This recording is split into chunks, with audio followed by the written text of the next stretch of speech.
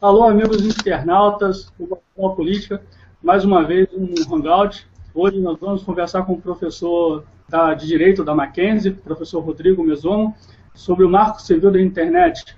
Boa noite, professor. Boa noite, muito obrigado pelo convite, é uma honra estar aqui com você conversando sobre esse ponto que é tão importante e tão ameaçador para a liberdade de expressão no Brasil. Gostaria de lembrar para o pessoal que está assistindo, o chat está liberado, o aplicativo de perguntas ao vivo, então se alguém tiver alguma dúvida pode enviar.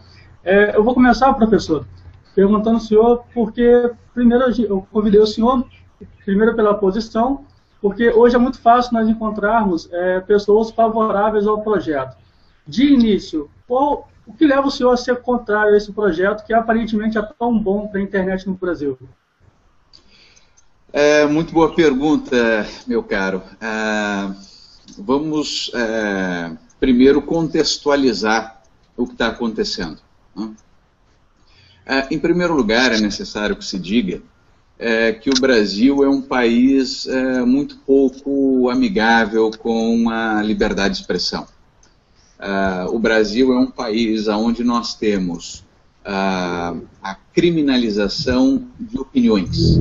Externalizar opiniões no Brasil é crime. Então nós temos figuras como a injúria, como a calúnia, como a difamação, nós temos o crime de desacato, nós temos o crime de racismo, entre outras figuras que poderíamos citar.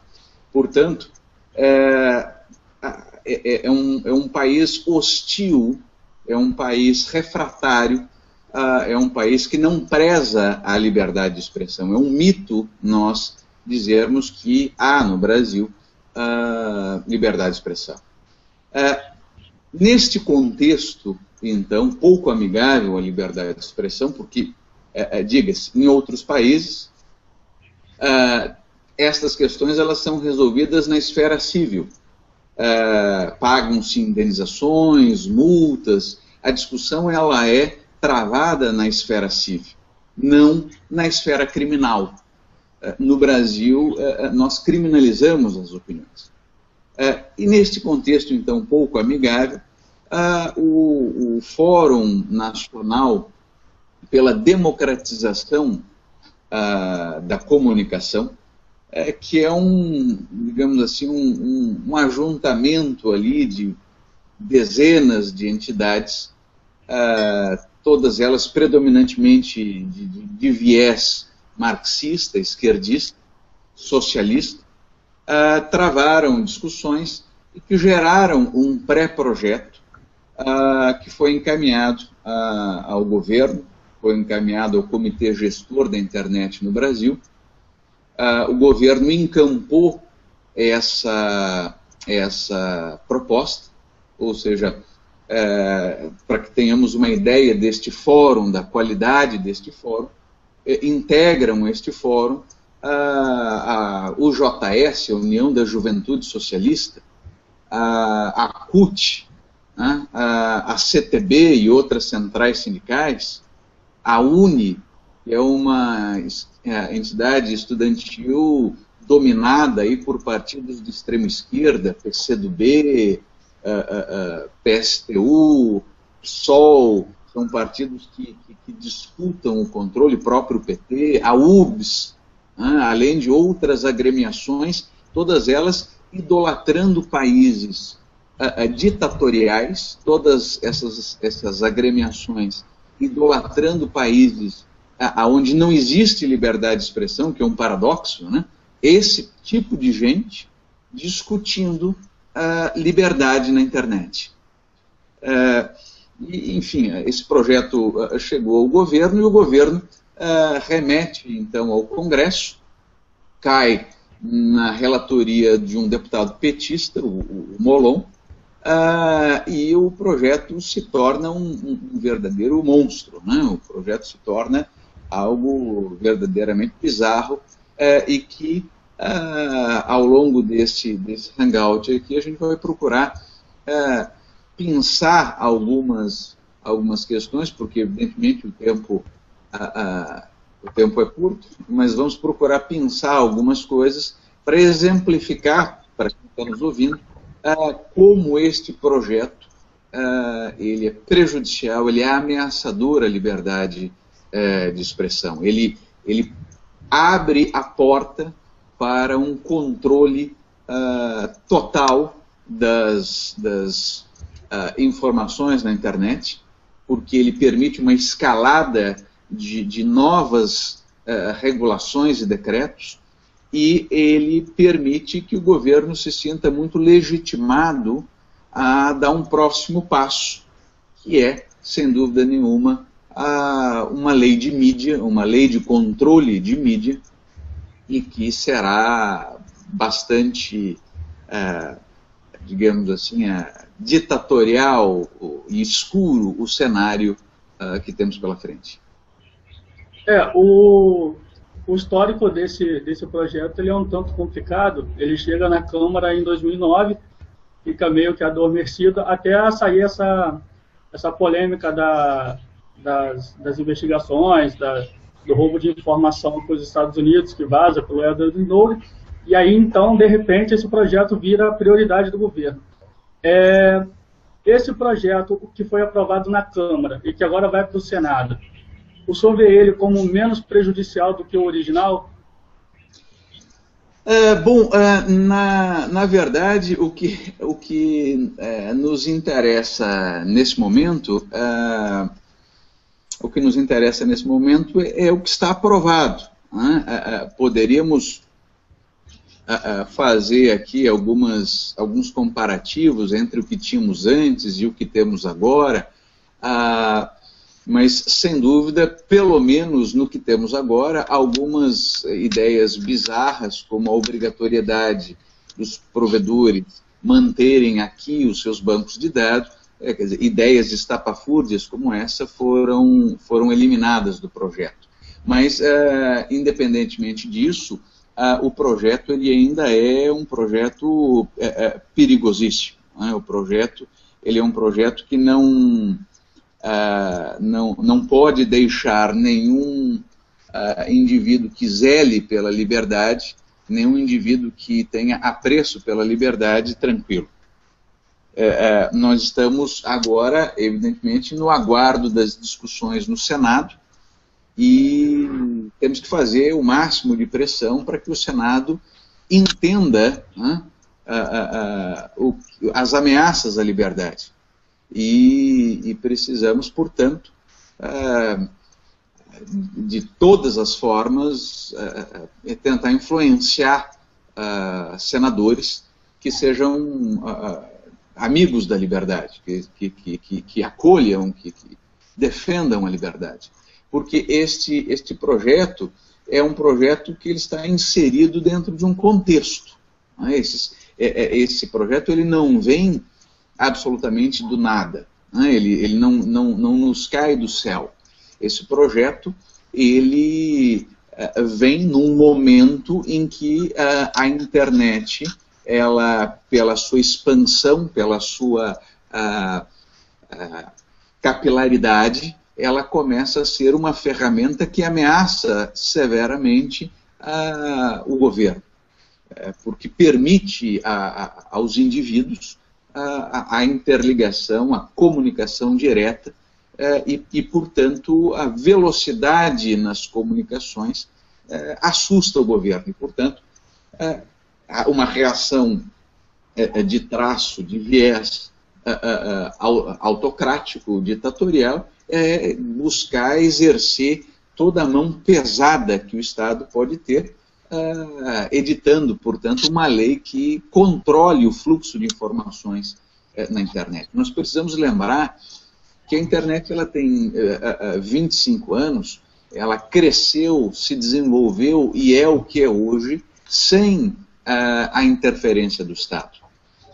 A internet hoje é a maravilha tecnológica que é, sem que o Estado regulasse. Então é muito preocupante, muito suspeito que neste momento o governo venha se interessar em regular a internet. E mais, apresentando argumentos absolutamente cretinos. Há uma ingenuidade ou uma má-fé daqueles que defendem o marco civil da internet. E por parte do governo há, sem dúvida nenhuma, uma cretinice, né, porque os argumentos são argumentos pífios. Ou seja, basicamente, eles dizem que para que se tenha uma proteção do usuário da internet, nós vamos precisar, então, essa regulação, porque sem essa regulação do governo, as grandes corporações iriam controlar a internet e começar a cobrar pacotes de informações, de modos de utilização, então, cobrando para utilizar o e-mail um montante, para utilizar as redes sociais outro montante, para utilizar sites de vídeo mais outro montante. Isso é cretino, porque a pergunta básica é: por que os provedores de internet não fazem isso agora? Durante toda a existência da internet, os provedores nunca fizeram. Por que os provedores vão fazer isso agora? É claro que não vão. O interesse do provedor é ter cada vez mais clientes, é ter cada vez mais usuários. E, evidentemente, se você tem uma ampliação da competição no mercado, se você tem efetivamente um mercado livre, se um provedor começa a não lhe atender, começa a criar empecilhos, começa a criar problemas ao seu acesso, você simplesmente migra para um novo provedor. Então, a melhor garantia de uma internet que atenda aos anseios da população é uma internet livre, onde muitos competidores possam ofertar os seus serviços, disputar espaço na internet, e não a regulação. Quer dizer, é um discurso, inclusive, contraditório. O governo ele quer regular a internet para que tenhamos uma internet mais livre, é estabelecer decretos presidenciais para que, através dos decretos presidenciais, tenhamos, então, mais liberdade. Ora, isso chega a ser ridículo. Intervir, né, uma intervenção governamental para que tenhamos liberdade. Sem dúvida nenhuma, vamos muito mal nesse caminho. O senhor comentou nessa fala do senhor uma questão que é importante, que muitos dos que defendem o projeto dizem ser o coração do projeto, que é exatamente a neutralidade da rede. E ele defende que a neutralidade é um mecanismo que impede que os provedores tratem de forma diferente os pacotes de dados. O senhor já falou isso em outras vezes, em artigos escritos, o quanto isso é prejudicial. Bom, tecnicamente falando, já tem um problema que é o tráfego, né, que vai sobrecarregar o tráfego e tal. Agora, juridicamente e até mesmo na questão do consumidor e para os provedores, onde que o senhor vê a preocupação com a aprovação da neutralidade da rede? Vamos pensar algumas questões aqui no projeto, né? A neutralidade na rede, ela é uma espécie de socialismo cibernético, né? A neutralidade na rede, ela impõe o tratamento isonômico do fluxo de informações. Vamos ao artigo 9º da lei. Artigo 9º da lei que promove, então, a disciplina desta neutralidade, né? Nos diz o artigo 9º, o responsável pela transmissão, comutação ou roteamento tem o dever de tratar de forma isonômica quaisquer pacotes de dados, sem distinção por conteúdo, origem e destino, serviço, perdão, terminal ou aplicação. E o parágrafo 1º deste artigo 9º nos diz que a discriminação ou a degradação do tráfico será regulamentada nos termos das atribuições privativas do presidente da República. E aí remete ao artigo 84 da Constituição, que fala nos decretos presidenciais. Portanto, nós vamos observar o seguinte: a internet, ela começa então a ser regulada agora por decretos presidenciais, que, diferente das medidas provisórias que passam pelas discussões no Congresso Nacional, os decretos presidenciais não, os decretos presidenciais, portanto, serão a pesada mão do Estado intervindo diretamente na internet, e este dispositivo do artigo 9º, somado a uma série de outras questões na lei, permitirá, sem dúvida alguma, que novas normas jurídicas sejam editadas nesta regulação, nesta seara. Vamos, por exemplo, citar aqui uma outra disposição para que você possa observar. O artigo 10, parágrafo 2º, nos diz que o conteúdo das comunicações privadas somente poderá ser disponibilizado mediante ordem judicial nas hipóteses e na forma em que lei estabelecer. E assim vai. Ou seja, o Marco Civil, ele, em vários outros momentos, o artigo 13, ele, na provisão de conexões de internet, e aí seguem os termos do artigo, ao final do caput, nos diz, nos termos do regulamento. Então você percebe, eu não quero aqui ficar analisando artigo por artigo, vai ser maçante para o nosso internauta, para aqueles que estão nos ouvindo, mas só nesses exemplos você já consegue perceber que o Marco Civil, ele é a primeira lei, ele é a primeira norma jurídica de muitas outras normas jurídicas que se farão necessárias. Então, o Marco Civil, ele promove, ele abre as portas para uma escalada de regulação. Ele abre as portas para uma espiral de regulação e que não vai ter fim nunca. E mais, nós temos o quê? Nós temos que, a partir do momento em que eu começo a regular o tráfego de informações, a partir do momento em que eu começo, então, a inclusive permitir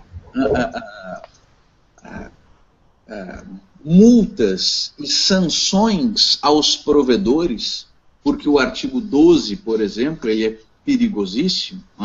O artigo 12, ele nos diz que podem ser impostas multas aos provedores em até 10% do faturamento do grupo econômico, suspensão temporária das atividades, proibição do exercício das atividades.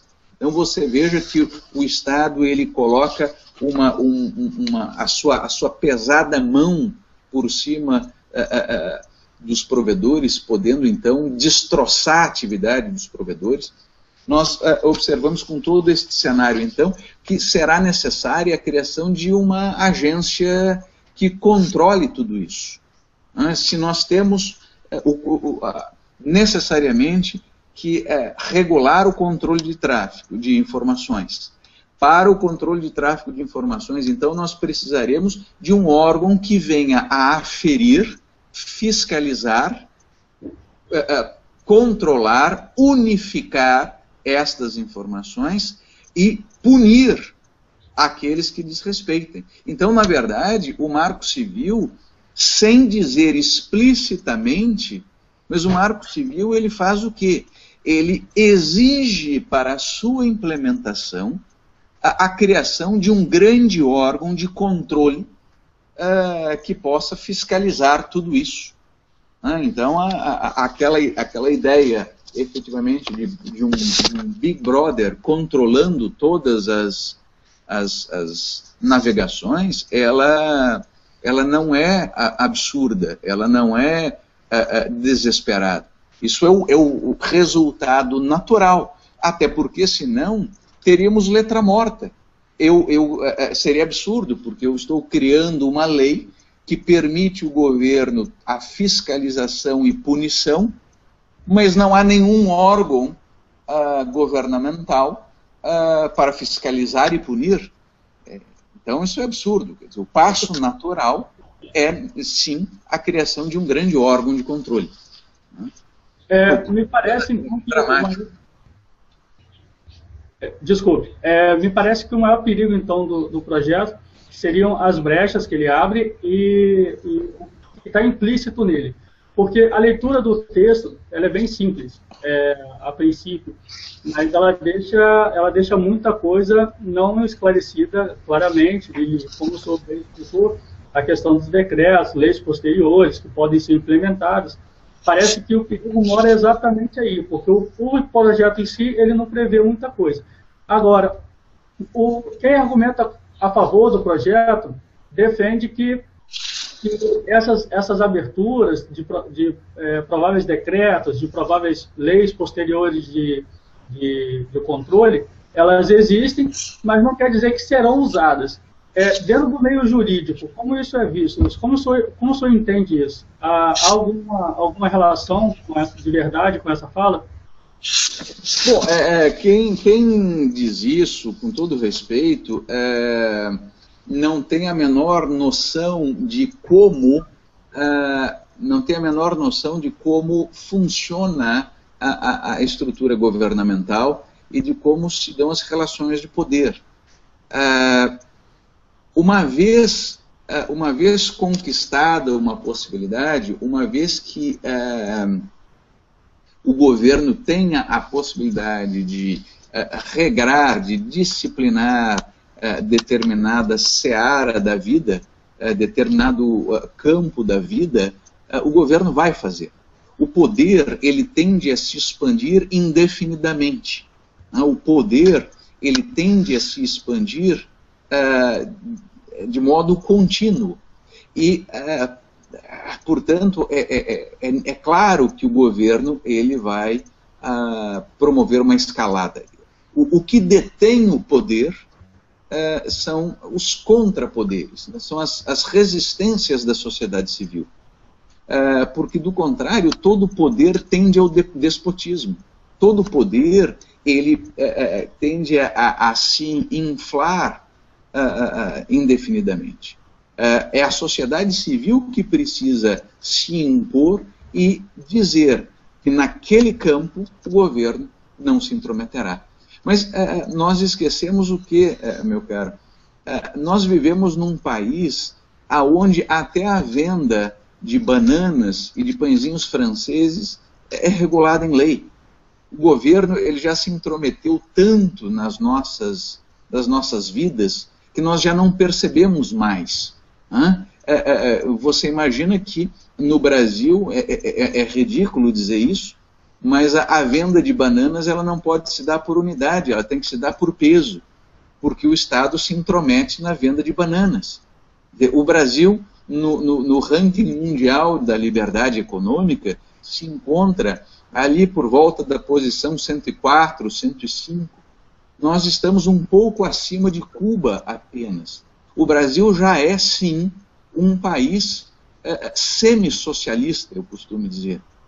O Brasil já é, sim, um país onde a economia ela está estruturada de tal forma que nós, digamos assim, temos poucas diferenças para uma economia planificada. O Brasil ele é um país altamente interventivo. O governo brasileiro ele é um governo que se intromete em todas as searas da nossa vida. E, portanto, isso se reflete nessas discussões, ou seja, a maioria esmagadora das pessoas está achando que o Marco Civil é uma coisa boa, está achando que o Marco Civil é uma coisa interessante. Veja só que loucura. Veja só o cenário, né, de controle total. Veja só o cenário de controle total. Por um lado, nós temos o Marco Civil da internet.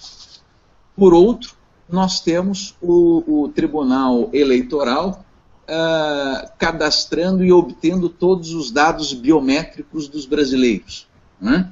Nós temos aí a Justiça Eleitoral, então, sob a desculpa de que quer agilizar as eleições, está obtendo todos os dados biométricos dos brasileiros.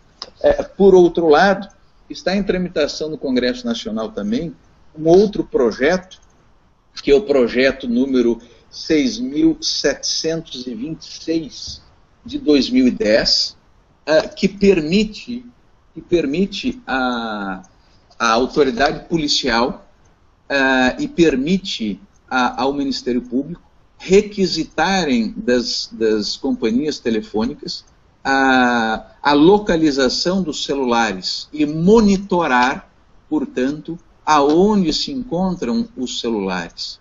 Ora, então, perceba que nós estamos caminhando de modo silencioso para um controle total do cidadão, aonde o Estado ele detém as informações biométricas desse indivíduo, ele controla o fluxo de informações na internet, ele controla a localização física desse indivíduo, porque hoje nós temos milhões de celulares, né, temos mais celulares do que brasileiros, e a própria navegação de internet com os smartphones, as pessoas utilizam a internet cada vez mais, de modo que você veja que o cenário, ele é um cenário de controle total.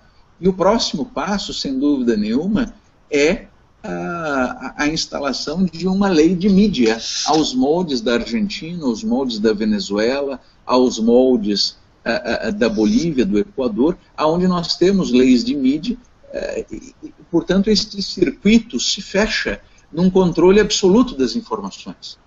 Então, o cenário ele é absolutamente perigoso. E veja ainda, o projeto ele começa, já no seu artigo 2º, de maneira muito preocupante. Por quê? O projeto começa dizendo que a internet, e é sempre muito hipócrita, né, a forma como essas leis são feitas. Diz o artigo 2º, a disciplina do uso da internet no Brasil tem como fundamento o respeito à liberdade de expressão, bem como, aí seguem outras questões, o inciso 2º, os direitos humanos, o desenvolvimento da personalidade e o exercício da cidadania em meios digitais. Ora, o que significa isso? Essa expressão direitos humanos e desenvolvimento da personalidade e exercício da cidadania, essas expressões, elas são as expressões clássicas esquerdistas para quando se quer um controle social de alguma coisa. E diga-se, controle social é sempre o que? Destes tais movimentos sociais, né? É interessante notar isso, os tais movimentos sociais são sempre de extrema esquerda. Então vamos parar de ser hipócrita. Movimento social são grupos de extrema esquerda organizados. Ninguém vai dizer que a União da Juventude Socialista, que o MST, que a UBS, que a UNE hoje, como se encontra, que vários outros grupos, sejam grupos que prezem pela liberdade. Movimento social no Brasil hoje é sinônimo de grupos de extrema esquerda. Então são eufemismos, são palavras bonitas que distraem a atenção do ouvinte e dão uma falsa ideia. Então, quando se tem esse tipo de informação na lei, inciso 4º, a finalidade social da rede. Ora, finalidade social do quê? Então, se num determinado momento você, com o hangout que você faz com os seus entrevistados, não estiver mais atingindo, na opinião governamental, o interesse social, poderemos fazer alguma coisa contra o seu espaço na internet? Isso é perigosíssimo, isso é absolutamente dramático. Nós temos, por exemplo, questões como o próprio artigo 10, né? O próprio artigo 10, o artigo 10, ele nos coloca o que? Sobre a guarda e a disponibilização do registro de conexões e de acesso a aplicações de internet, de que trata esta lei, bem como de dados pessoais e do conteúdo de comunicações privadas, deve atender à preservação da intimidade, da vida privada, honra e imagem das partes direta ou indiretamente envolvidas. Ora, o caput você lê ingenuamente, olha que coisa bonita, que coisa interessante. Mas aí começa uma série de absurdidades, que são justamente o contrário. Ou seja, hoje você tem privacidade. Por quê? Porque a regra é que não haja armazenamento de dados. Então, olha o paradoxo, né? Hoje você tem privacidade. Por quê? Porque hoje as suas informações, elas ficam armazenadas ou não podem ficar armazenadas sem a sua concordância. Ao desenvolver esse discurso, na verdade, o governo ele está instituindo, ele está criando, né, compulsoriamente cadastros de informação relativos à sua navegação na internet, coisa que hoje não existe. Observe só o parágrafo 1º deste artigo 10 que nós mencionamos. O provedor responsável pela guarda somente será obrigado a disponibilizar os registros mencionados no CAP de forma autônoma ou associados a dados pessoais ou outras informações que possam contribuir para a identificação do usuário ou do terminal mediante ordem judicial. Sim, mas no próprio artigo, mais adiante, no parágrafo 3º, abre-se uma exceção. Abre-se uma exceção a este comando. Veja só, parágrafo 3º, ele diz que o disposto no caput deste artigo não impede, veja a gravidade do que nós estamos dizendo, o disposto no caput deste artigo não impede o acesso pelas autoridades administrativas. Que autoridades são essas? Autoridades administrativas que detenham competência legal. Olha o que eu mencionei mais cedo. O governo criará uma agência para controlar esse fluxo de informações, né? Pelas autoridades administrativas que detenham competência legal para sua requisição aos dados cadastrais de informação, que informem qualificação pessoal, filiação e endereço na forma de lei. Ora, está criado aqui um cadastro nacional com as informações de navegação.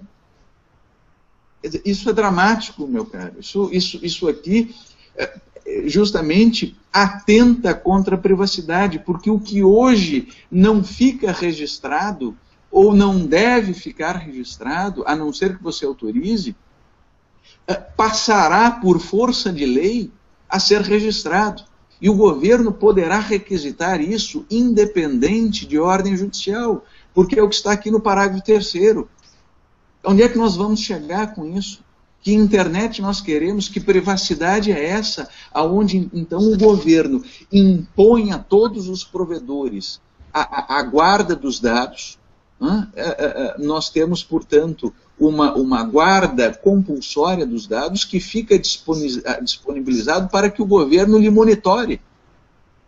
E mais adiante, o espetáculo do terror não para. Mais adiante, nós vamos observar o quê? O artigo 12, então, ele menciona toda uma série de sanções, né, como eu mencionei, as advertências, as multas, que são em padrões extremamente elevados, suspensão e proibição de atividades. E mais, o artigo 13 continua essa série de ameaças, porque fala o artigo 13 sobre a guarda e registro de conexões, né? No parágrafo 4º do artigo 13, está dito que o provedor responsável pela guarda dos registros deverá manter sigilo em relação aos requerimentos que forem feitos. Então, isso significa dizer que o provedor não poderá informar a você que as autoridades estão requerendo informações a seu respeito. Em que mundo nós estamos, então? Que internet nós queremos? É isso que se quer? O governo, então, requisitando informações e o provedor não pode lhe avisar de que o seu sigilo está sendo quebrado? E o artigo 15, ele cria uma espécie de devassa cibernética. O artigo 15, ele cria o megagrampo. O que hoje é exceção passa a ser regra. Porque o artigo 15, ele nos coloca o quê?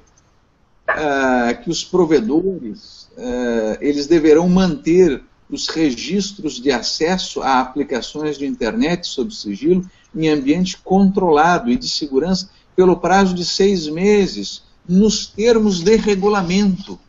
Ou seja, então percebe que terá que ser editado mais um regulamento para disciplinar isso aqui, e os provedores vão guardar por 6 meses. E nas discussões no Congresso, a ideia inicial era se guardar por 3 anos. Tinham agentes da Polícia Federal que participaram de debates na Câmara, que estavam pleiteando a guarda de dados por 3 anos. Mas em que pesem estes 6 meses, eles são apenas 6 meses iniciais. Por quê? Porque a autoridade policial ou o Ministério Público, só para concluirmos, a autoridade policial ou o Ministério Público, eles podem pedir que este prazo se estenda. Então, aonde é que nós vamos chegar com isso? Não precisa ser muito inteligente para concatenar todas as informações e perceber que nós estamos, sim, caminhando para um controle total da internet, meu amigo. Pois não, acabei me empolgando um pouco aqui na análise dos dados. Tem problema, foi muito esclarecedor e monta um cenário de terror mesmo, para quem não tem um conhecimento maior sobre a situação que se encontra no projeto.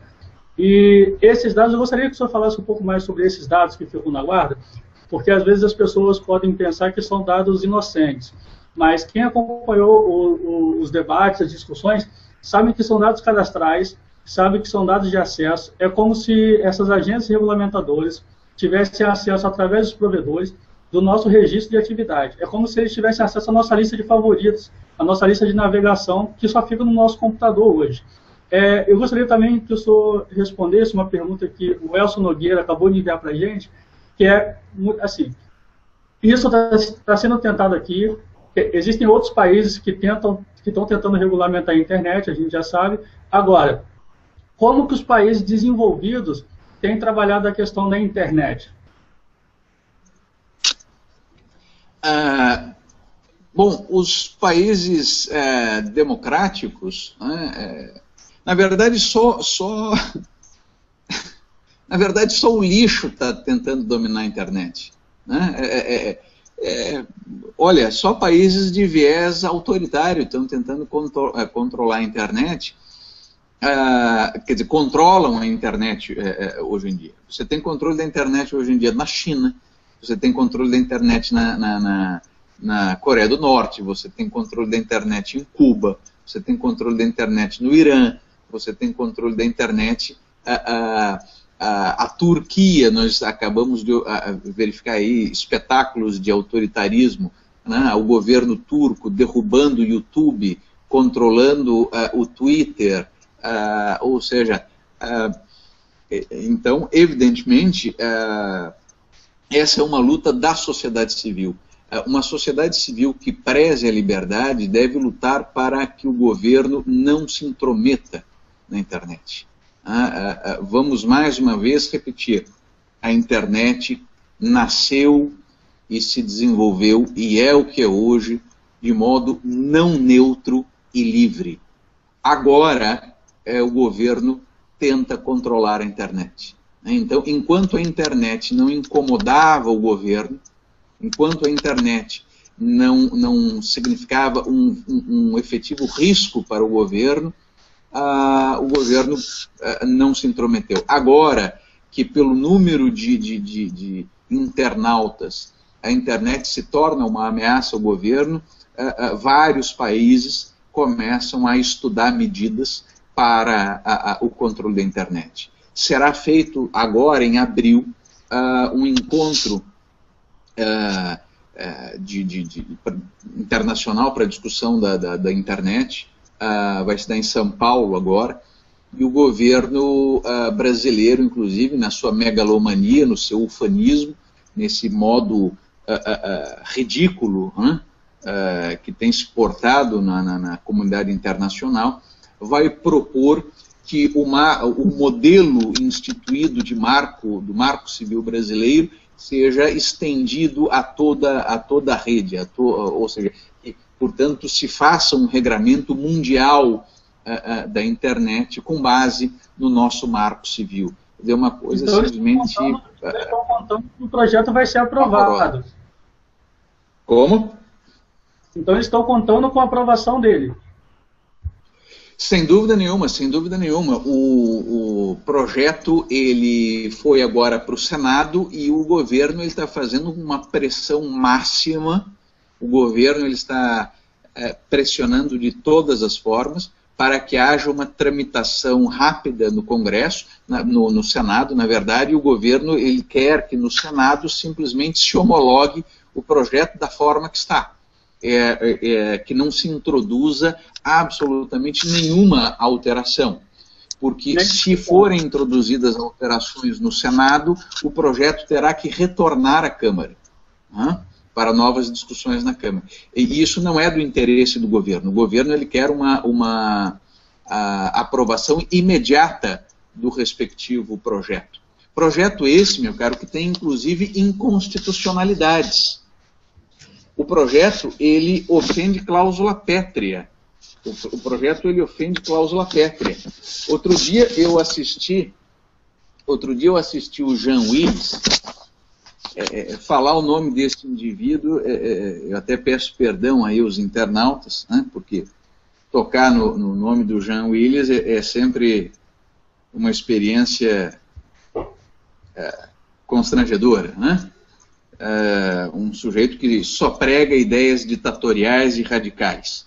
Mas outro dia, vendo uma entrevista do Jean Willis, e ele dizendo que o marco civil, ele era um marco, veja só a expressão, ele era um marco civil justamente porque ele não era penal, e que, portanto, ele estava interessado na regulação de informações eminentemente na esfera civil. Só que ocorre um pequeno problema. Eu estou tentando acessar aqui, estou com um pouquinho de dificuldade, mas não importa. Vamos ao artigo 22 da lei. Olha só como o projeto ofende a Constituição em cláusula pétrea, para aqueles internautas que não têm formação jurídica. Quando nós estamos nos referindo lá ao chamado núcleo duro da Constituição, as cláusulas que não podem sofrer nenhum tipo de modificação, nenhum tipo de ofensa, cláusulas que constituem o cerne da Constituição. E, evidentemente, o artigo 5º da Constituição ganha aí destaque. Veja só o artigo 22 do Marco Civil. A parte interessada poderá, com o propósito de formar conjunto probatório em processo judicial civil ou penal, em caráter incidental ou autônomo, requerer ao juiz que ordene ao responsável pela guarda o fornecimento de registros de conexão e de acesso. Está falando de conteúdo também. A gente não está falando só da linha de favoritos a que você se referiu. O conteúdo que você postou é que está aqui em questão. Por isso que se fala em registros de conexão e de registro, de acesso. Então é registro de conexão, registro de acesso e aplicações de internet. E aí veja só, quando você vai ao artigo 5º, no inciso 12, quando você vai, portanto, um artigo pétreo da Constituição, este artigo ele fala sobre o sigilo de dados, do indivíduo, e dizendo que a quebra de sigilo ela só pode se dar para efeitos criminais. Ora, então, perceba, você tem dados na internet. Você tem dados na internet que você, porventura, digamos assim, disponibilizou em ambientes fechados dentro da internet. No chat, ambientes fechados. Portanto, ali, dependendo, então, portanto, destas características, em um ambiente fechado, você não está divulgando estas informações, e sim trocando reservadamente essas informações. O projeto, no artigo 22, ele está permitindo que estas informações sejam acessadas para efeitos de processo judicial civil, quando a Constituição ela coloca o sigilo também, perdão, única e exclusivamente, em outros termos. Nós ofendemos aqui o inciso 12 do artigo 5º com estas disposições, de modo que é uma violência atrás da outra. O projeto, ele perpetra, ele comete uma violência atrás da outra, e que o destino, ele é sombrio. Eu sei que é chato para o internauta ficar ouvindo aqui a gente dissecar alguns artigos e ficar comentando artigos, isso é chato, parece aula de direito, mas não tem como ser diferente, não tem como ser diferente, até porque estamos falando de uma lei que tem sido apresentada como uma coisa maravilhosa, e as pessoas precisam tomar contato com o texto e entender exatamente o que o texto está dizendo e os perigos nas entrelinhas desse texto. Por isso, essa dinâmica se faz necessária. Vamos observar que o dispositivo ali, pelo artigo 26, 27 e 28, ele coloca, digamos assim, atividades ou os modos pelos quais o Estado ele vai atuar na rede. E aí vejam só, é dever do Estado, portanto, a prática integrada, né, de divulgação de uso seguro, consciente e responsável da internet como exercício da cidadania. Então, veja só, o governo, então, ele vai fazer o quê? Ele vai nos ensinar como usar a internet?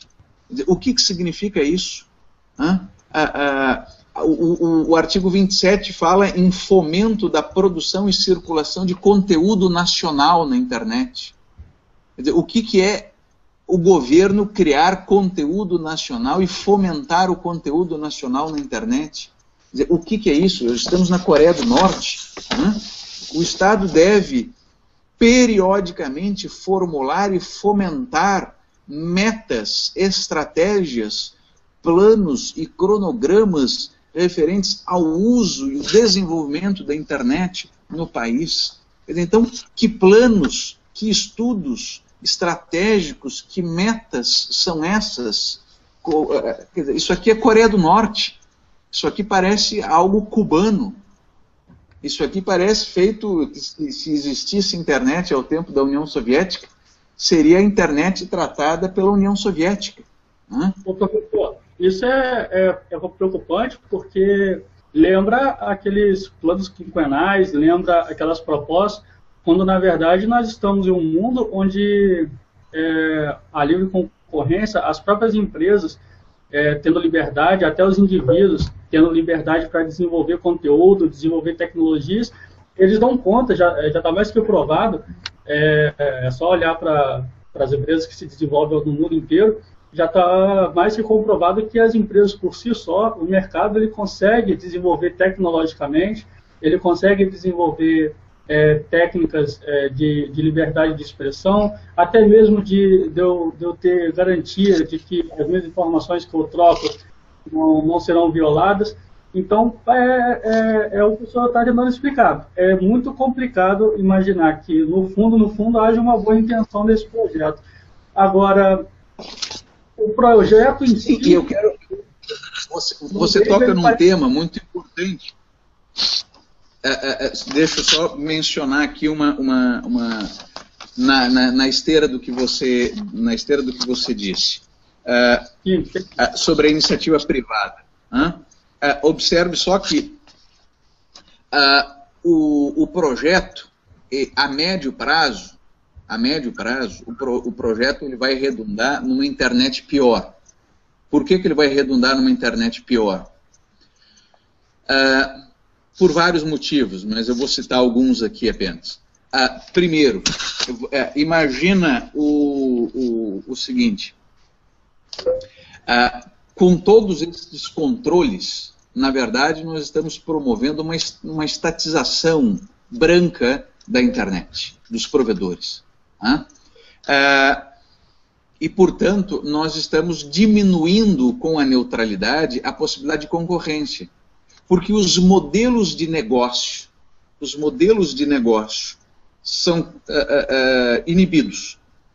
Porque se eu, como provedor, não posso estabelecer diferentes estratégias, eu não posso ofertar aos meus clientes diferentes formas de navegação, na verdade, o que eu estou fazendo? Eu estou congelando possíveis modelos de negócio. Então, eu estou tornando para os provedores a internet menos rentável e menos atraente como negócio. Não existe almoço grátis. Alguém tem que pagar. Vamos falar claro aqui.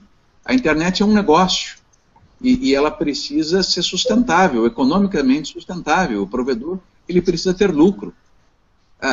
Nós estamos num hangout, usufruindo da maravilha da tecnologia, mas isso não vem do céu. É porque existem modelos de negócio sustentáveis. Então, vamos observar que quando se impõe a neutralidade, nós diminuímos as chances de novos modelos de negócio e, portanto, o interesse de novos agentes econômicos ingressarem nesse mercado para ofertarem serviços. Então, o projeto ele redunda numa redução de competitividade, portanto, numa diminuição dos atores econômicos envolvidos. E, claro, quanto menos competição, pior para o consumidor. Então, na verdade, a médio prazo, nós teremos uma internet pior. E mais, nós estamos matando muitas empresas que poderiam nascer na internet, as chamadas startups. Por quê? Observe só. O artigo 15, vamos dar um pequeno exemplo. Se o provedor, se os fornecedores de aplicações, eles devem manter os registros de acesso a aplicações de internet pelo um prazo mínimo de 6 meses, você já precisa ter, e você não pode terceirizar isso, Diga-se, isso é uma outra questão, você precisa guardar sob sigilo, né?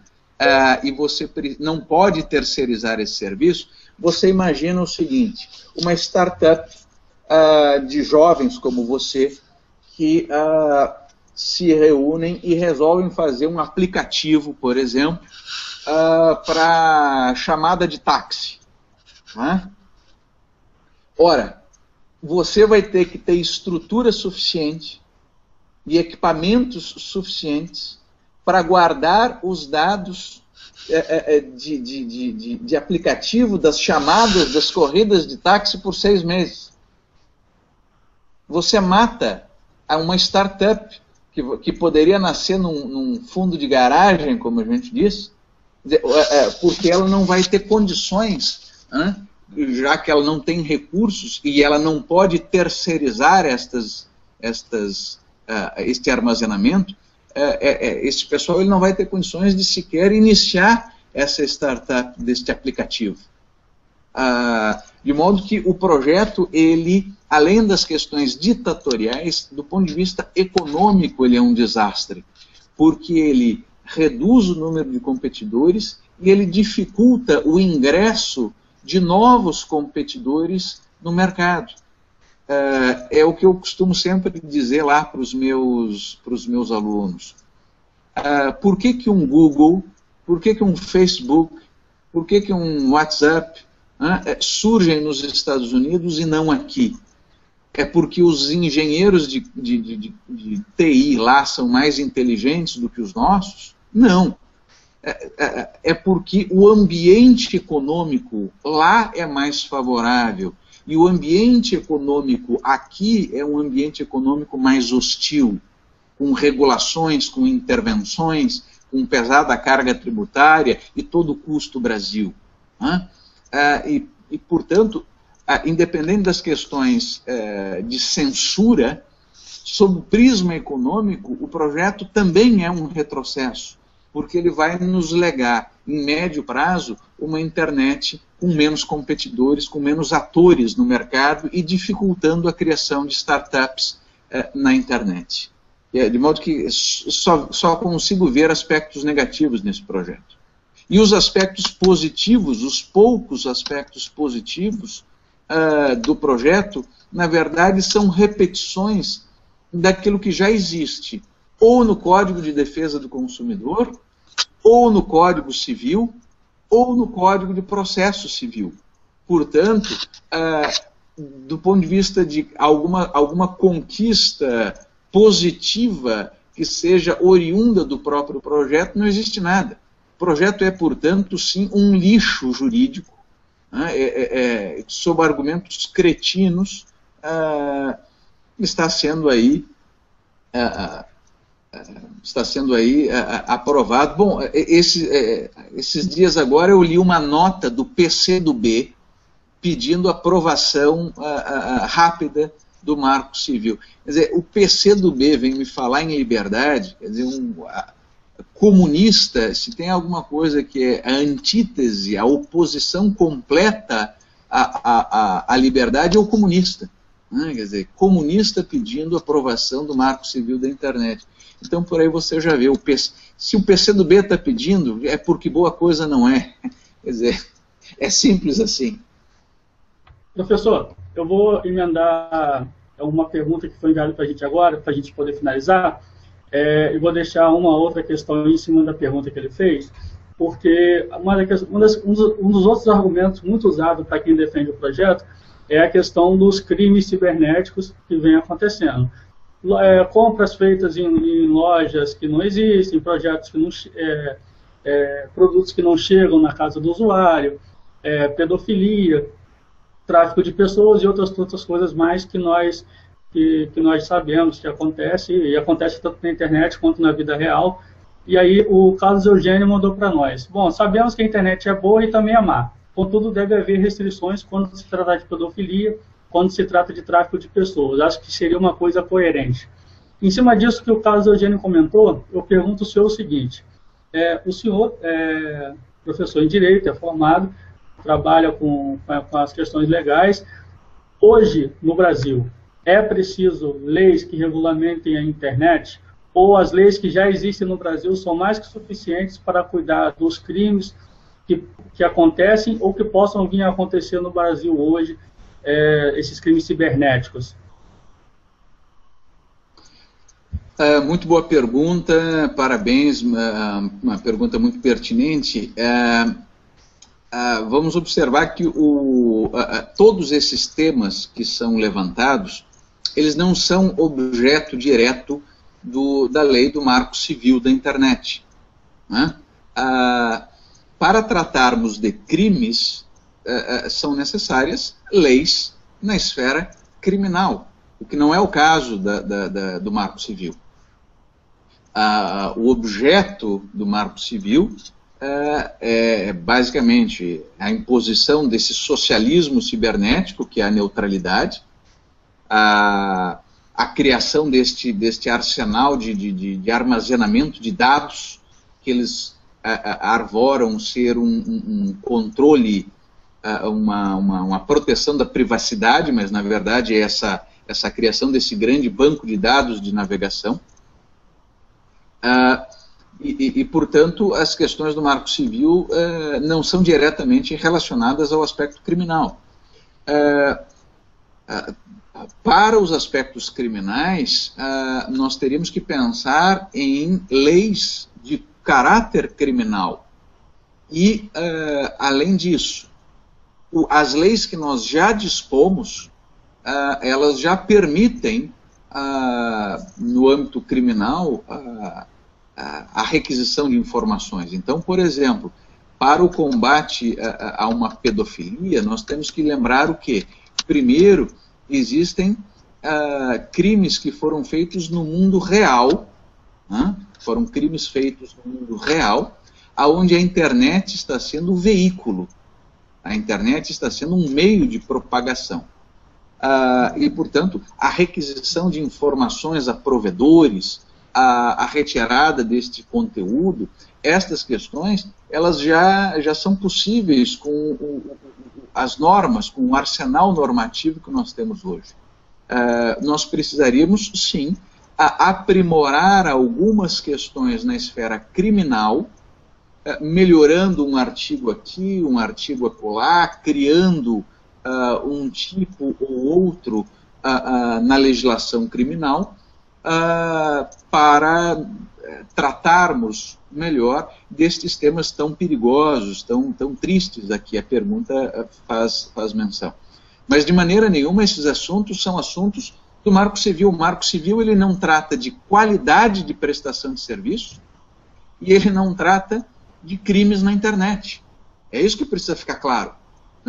Quem está achando que esse é o objeto do Marco Civil está desinformado. O Marco Civil não trata sobre isso. Em momento algum do Marco Civil são regulados tipos penais, né? Portanto, crimes são regulados e questões ligadas à qualidade técnica dos serviços é mencionada. Bom, professor, eu gostaria de agradecer profundamente o senhor ter aceitado o convite para essa entrevista. E ficamos assim, então, agradecidos com as informações prestadas, com os esclarecimentos. E gostaria de agradecer, deixa o senhor finalizar, então, com alguma fala que o senhor quiser. Gostaria de lembrar os nossos ouvintes que estão assistindo, para convidar vocês a participar da nossa página, curtir a página no Facebook, curtir nosso canal no YouTube. E eu deixo agora o professor Rodrigo Manzogo terminar. Muito obrigado, professor. Eu que agradeço. A minha palavra final a quem está nos assistindo é que faça o máximo de pressão possível sobre os senadores, enviando e-mails aos senadores, telefonando aos gabinetes, enfim, a forma que você puder acessar um senador e expressar sua insatisfação, a forma pela qual você puder divulgar nas redes sociais que o Marco Civil não é esta maravilha, estão dizendo, que o Marco Civil é sim perigosíssimo, que o Marco Civil ele abre as portas para uma escalada de regulação e que, portanto, estamos todos nós ameaçados na nossa liberdade de expressão e sim na nossa privacidade, porque hoje o governo não pode requisitar informações como poderá fazer com o Marco Civil, né? De modo que eu peço que quem está nos assistindo lute, né? Faça a diferença pressionando os senadores, para que nós possamos, se não derrubar o Marco Civil, para que possamos pelo menos retirar do Marco Civil uma série de pontos de viés ditatorial, para que possamos conseguir que o projeto ele seja no Senado modificado e que possamos, portanto, nos livrar destas ameaças, ou pelo menos da maior parte das ameaças à liberdade de expressão. Eu agradeço o convite e todos os temas que digam respeito à luta pela liberdade nesse país, a liberdade de expressão, a liberdade de iniciativa, a liberdade econômica, enfim, todas as liberdades, eu estou à disposição para que façamos novos hangouts e possamos aí somar forças nessa luta. O Brasil é um país muito hostil à liberdade. A liberdade aqui, ela tem muita dificuldade de prosperar. Portanto, todas as iniciativas e todos os espaços são válidos e bem-vindos. Muito obrigado, meu nobre. Uma boa noite para todos vocês. Bom, muito obrigado, professor Rodrigo. Agradeço os elogios. Obrigado a todos que assistiram. O vídeo vai ficar, então, armazenado no YouTube, no nosso canal e também no nosso blog. Não esqueça de curtir o nosso canal e curtir nossa página no Facebook. Muito obrigado e até o próximo. Obrigado, professor. Até mais. Até logo.